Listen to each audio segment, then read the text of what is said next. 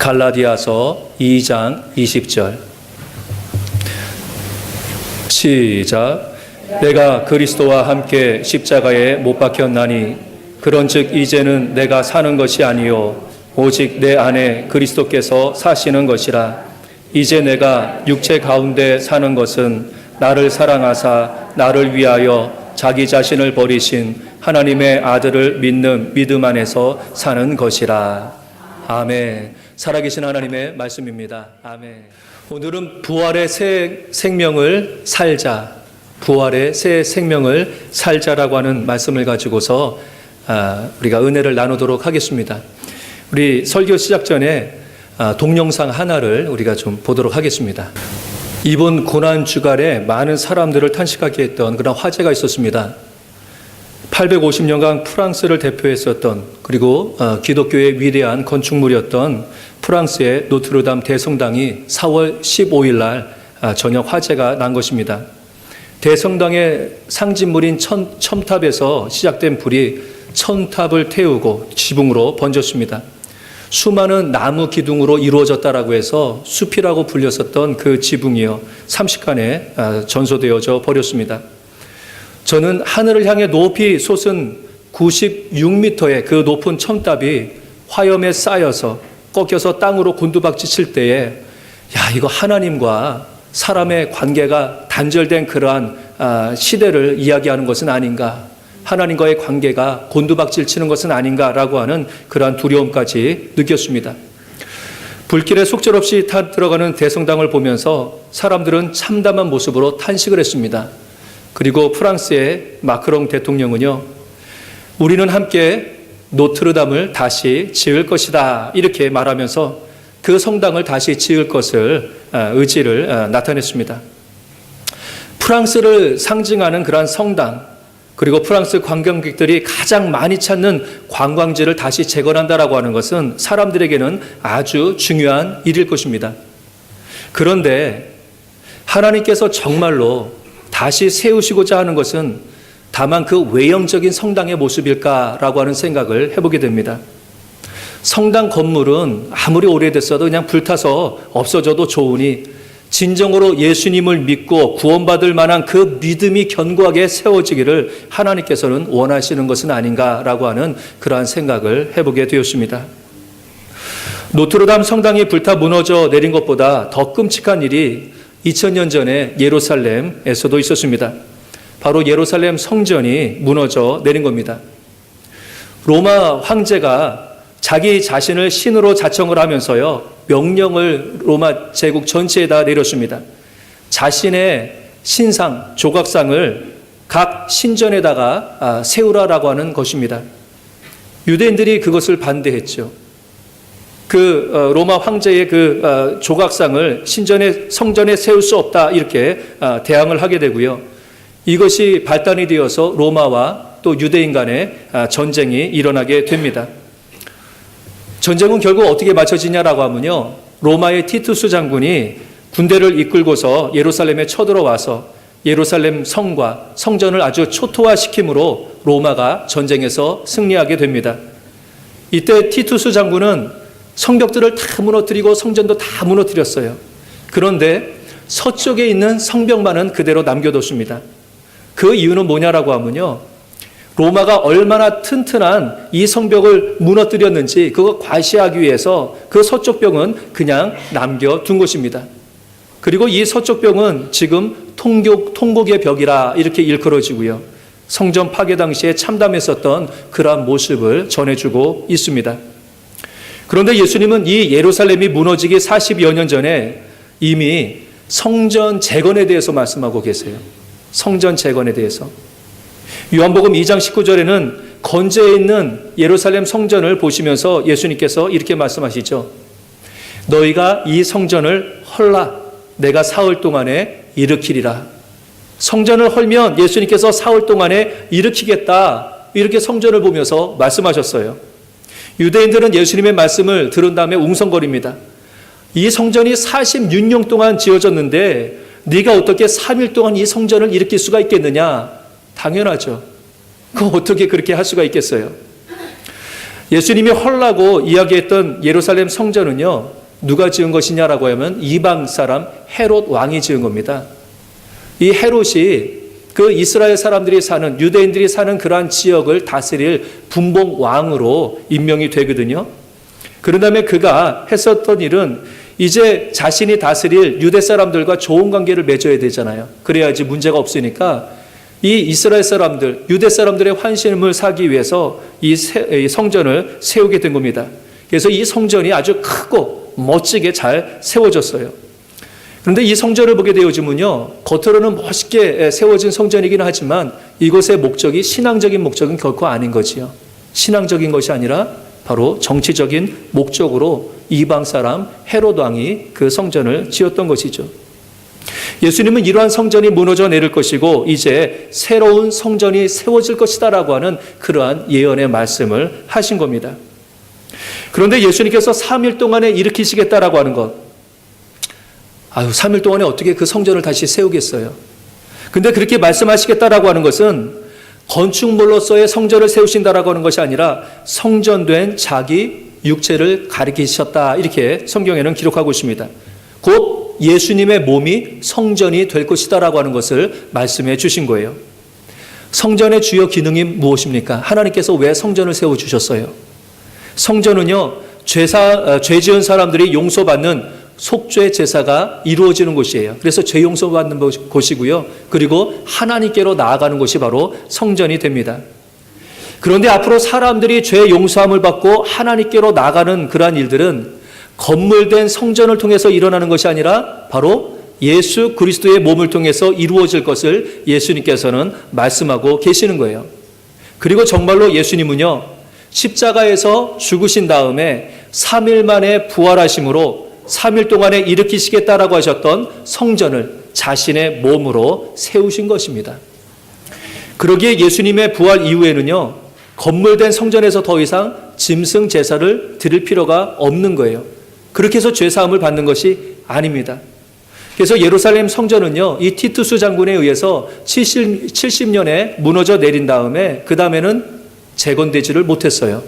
그래서 예루살렘에 가보게 되면요, 성전이 있어요, 없어요? 없어요. 성전이 있었던 자리에는 이슬람 사원이 자리 잡고 있어요. 그래서 성전은 다시 재건될 수 없는 그러한 상황에 있게 된 것입니다. 비록 건축물로서의 성전은 무너졌지만 죄인된 사람들이 예수님이 자신들의 죄를 대신해서 죽으신 구세주임을 믿고서 그분의 이름으로 회개할 때에 그 믿음으로 구원에 이르게 되는 줄로 믿습니다. 아멘. 참된 구원에 이르는 성전이 예수 그리스도의 죽음과 부활을 통해서 세워진 겁니다. 근데 오늘 말씀을 보게 되면요, 그렇게 부활하신 예수님, 부활 예수님을 모시고 사는 사도 바울의 모습을 볼 수가 있어요. 사도 바울도 예수 그리스도의 부활과 같이 죽었다가 다시 살아나서 새 생명을 얻는 그러한 경험을 했고요. 그것을 또 오늘 기록하고 있습니다. 그래서 말하기는 이제는 내가 산 것이 아니요 오직 내 안에 누가 사신 것이에요? 그리스도께서. 이제는 내가 산 것이 아니요 오직 내 안에 그리스도께서 사신 것이다, 이렇게 고백하고 있습니다. 사도 바울은 예수님을 믿음으로 죽음에서 부활하신 예수님이 다른 어떤 곳이 아니라 바로 자기 자신 안에 부활하셔서 사시고 계심을 경험하면서 살았던 사람이 되는 거죠.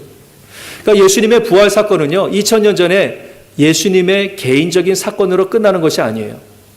오늘날에도 예수님을 믿는 이들에게 있어서 날마다 경험되어지는 것이 바로 이 부활, 예수 그리스도의 부활의 사건이 되어지는 것입니다.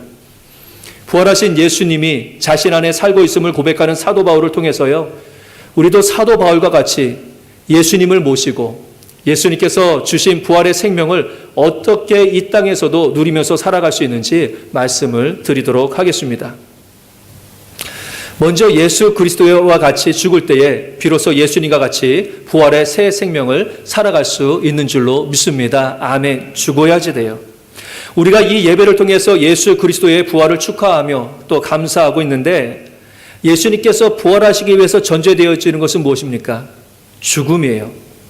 죽음 이후에 부활이 있는 것이지 죽음 없이 부활이 있을 수가 없는 겁니다.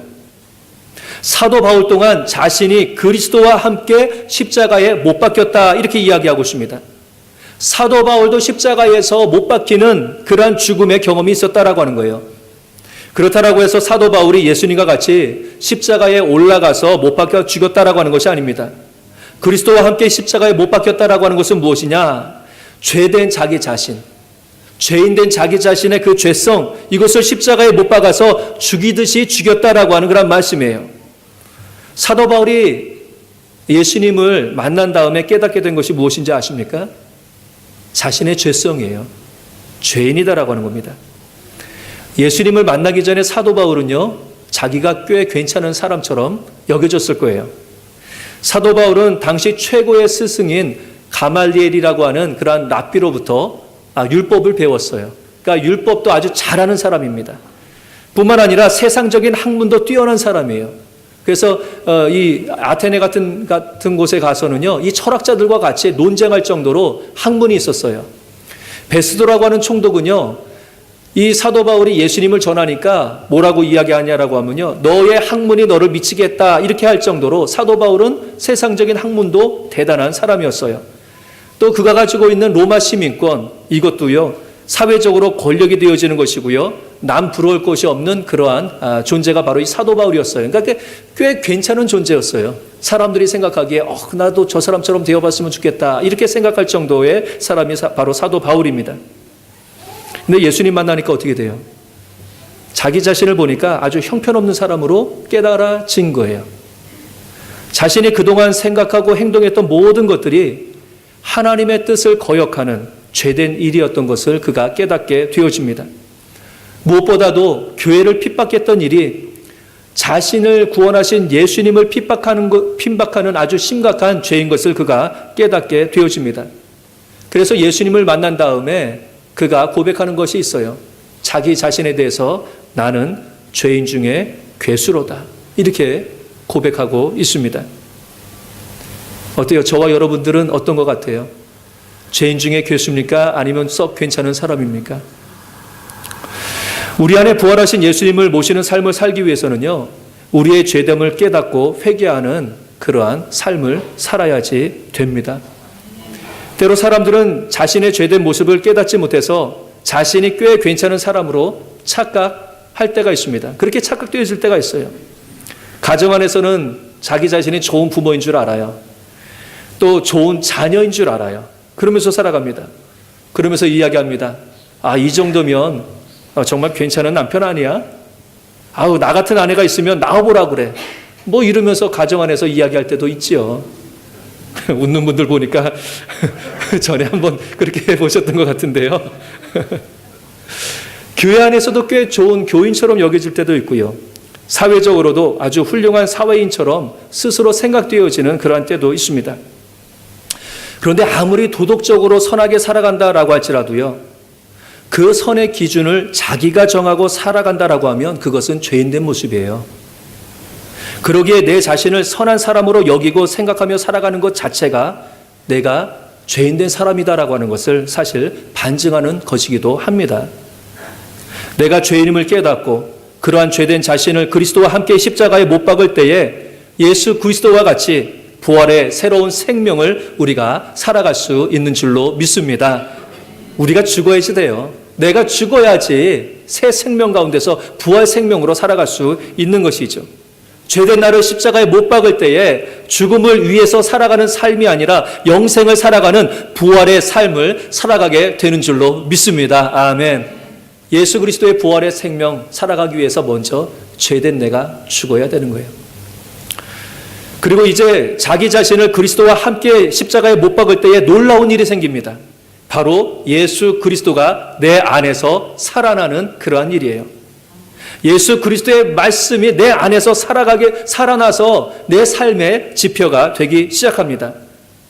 그 전에 사도 바울의 삶은요, 자신의 옳은 대로 살아가는 것이었습니다. 그런데 십자가에 자기 자신을 못 박게 되어지니까 이제는 예수님이 그 안에 사시게 되고 예수님께서 주장하시는 대로 그가 살게 되었다라고 하는 그런 말씀이에요. 그러니까 사도 바울은 이제 더 이상 자기 자신의 생각과 가치관 이거 고집하고 주장하지 않았습니다. 그래서 늘 성령님 의지했어요. 늘 성령님 의지하면서 성령님의 감동 가운데서 예수 그리스도의 말씀과 그 뜻을 경청하면서 순종하는 그러한 삶을 살았습니다. 그래서 부활하신 예수 그리스도가 자신 안에서 역사하는 그러한 경험을 그가 할 수가 있었던 거예요. 근데 기독교인들 가운데는요, 저도 마찬가지고요. 예수님을 믿는다고 하지만 아직도 내 뜻과 고집대로 살아가는 사람들이 있습니다. 이러한 사람들은 예수님이 무덤 속에 계속 있기를 바라고서 예수님을 무덤 속에 가둬놓는 그러한 태도의 신앙 생활을 하는 거예요. 이런 태도죠. 예수님, 나의 죄를 위해서 십자가 위에서 달려 죽으신 거, 그래서 나를 구원해 주신 거 참 감사합니다. 그런데 아직도 저는 제가 원하는 삶을 살아가기를 원합니다. 그러니까 제발 주님, 그냥 무덤 속에서 잠잠히 좀 계셔 주세요. 이러는 거지요. 오늘날 이 땅에 예수님을 무덤 속에다가 가두어 두고서 자신의 뜻대로 살아가고자 하는 성도요, 교회가 이 땅에도 많이 있지요. 부활하신 주님께서 우리의 삶 가운데서 오셔서 우리의 가정과 교회, 이 사회를 변화시키려고 하는데 예수님을 마치 죽은 자처럼 취급하며 자신이 살아서 자신의 뜻대로 살아가라고 하는 것이 이 세상에 너무나 많이 있습니다. 근데 우리 그리스도인은요, 저와 여러분은요, 예수님의 부활을 기뻐할 뿐만 아니라 예수님을 살려내는 우리의 삶 가운데서, 이 땅 가운데서 살려내는 그러한 역할, 그러한 사명이 우리들에게도 있는 줄로 믿습니다. 사도 바울과 같이 살아계신 예수 그리스도께서 우리 가정과 교회 안에서 사실 수 있도록 나를 죽이고 우리의 삶의 자리를 예수님께 내어드리는 그러한 삶을 살아야 될 줄로 믿습니다. 아멘. 그리고 우리가 예수님께서 주신 새 생명을 잘 살기 위해서는요, 사도 바울과 같은 그러한 믿음이 있어야 됩니다. 사도 바울은 그가 고백하죠. 이제 내가 육체 가운데 사는 것은 나를 사랑하사 나를 위하여 자기 몸을 버리신 하나님의 아들을 믿는 믿음 안에서 사는 것이다. 이렇게 고백하고 있습니다. 어떤 믿음이냐? 자기를 사랑하사 자기를 위해서 죽으신 하나님의 아들을 믿는 믿음. 사도 바울이 예수님을 믿기 전에는요, 예수님이 자기를 사랑하는지 몰랐어요. 또 예수님이 죽으신 것이 자기를 위해서 죽은 것인지 그가 몰랐습니다. 그래서 예수님의 죽으심과 부활을 전파하는 기독교인들, 이 사람들에 대해서 저 사람들 좀 어떻게 된 사람 아니야? 저 사람들은 사람들을 현혹하는 사람들이야. 이렇게 생각하고요, 거짓말쟁이로 여기면서 그들을 핍박하고 죽이려고 했었던 거죠. 근데 예수님 만나고 나니까, 그리고 믿음이 생기게 되어지니까 어떻게 됩니까? 이 사도 바울에게 있어서 예수 부활의 사건은요, 자신과 무관한 사건이 아니라 자신을 죽음에서 다시 살리신 그 예수 그리스도의 부활 사건이 되어지는 것을 알게 된 거예요. 그러다 보니까 예수님이 그 누구보다 내 자신을 사랑하는 것을 그가 믿게 되었습니다. 그래서 하나님의 아들이신 예수님께서 십자가에 죽으셨다라고 하는 것을 믿게 되었어요. 그런 믿음이 그에게 생기게 된 것입니다. 사도 바울이 예수님의 사랑과 죽으심을 믿게 되니까 그 삶도 바뀌게 되어져요. 자신을 사랑하신 예수님, 그것을 믿게 되어지니까 자기 자신도 예수님을 더욱더 사랑하게 되어집니다. 자기 자신을 위해서 죽으신 하나님의 아들, 이분을 믿게 되어지니까 자기 자신도 그 하나님의 아들을 위해서 죽을 수 있는 그런 삶을 살아가게 되어지는 것이죠. 우리 안에 부활하신 예수 그리스도가 살아계신 것을 어떻게 우리가 알 수가 있겠습니까? 내 안에 예수님이 사도 바울과 같이 살아계신다라고 하는 것을 우리가 어떻게 알 수가 있겠어요? 사도 바울은 하나님이 나를 사랑하시는구나, 그래서 나를 위해서 십자가에 달려 돌아가셨구나, 이러한 믿음이 바로 생기게 되었고 그 하나님의 아들이 그 안에서 주장되게 되어졌던 것입니다. 저와 여러분들도 마찬가지예요. 우리가 어떤 믿음이 있습니까? 주님께서 내 안에 계시다라고 하면 우리의 믿음의 고백 가운데서는 예수님이 나를 정말로 사랑하시고 또 그 사랑하시는 예수님이 바로 나를 위해서 십자가에 달려 돌아가셨다라고 하는 그러한 굳건한 믿음이 있을 때에 내가 예수님을 사랑하는 삶, 예수님이 내 안에서 역사하시는 그러한 삶을, 그러한 믿음의 삶을 살아가게 되는 줄로 믿습니다. 아멘.